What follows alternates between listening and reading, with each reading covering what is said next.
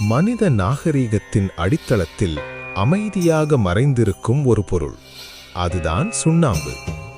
இன்று நாம் பார்க்கும் பிரமிடுகள், கோயில்கள், அரண்மனைகள் இவை அனைத்தும் நிலைத்திருப்பதற்கு காரணம் இந்த வெள்ளைத்தூள்தான். கிமு 7000 ஆண்டுகளுக்கு முன்பே எகிப்தியர்கள் சுண்ணாம்பை கட்டுமானத்திற்கு பயன்படுத்தினர்.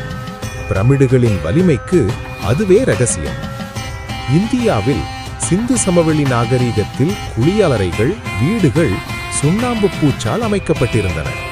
சோழர்கள், பல்லவர்கள் கட்டிய கோயில்கள் 1000 ஆண்டுகள் இன்றும் உறுதியாக நிற்கின்றன. அதன் காரணம் சுண்ணாம்பு கலவை. முகலாயர் காலத்தில் தாஜ்மஹால் போன்ற அற்புதங்கள் உருவானது கூட சுண்ணாம்பின் வலிமையால்தான். ஆச்சரியம் என்ன தெரியுமா? சுண்ணாம்பு காலத்தோடு பலவீனமாகாது, காலத்தோடு மேலும் வலிமையாகும். இன்று சிமெண்ட் உலகம் ஆளினாலும் சுற்றுச்சூழலை காக்கும் பாரம்பரிய தீர்வாக சுண்ணாம்பு மீண்டும் திரும்புகிறது. இது வெறும் பொருள் அல்ல, இது வரலாறு, இது நாகரீகம், இது காலத்தை வென்ற அறிவு.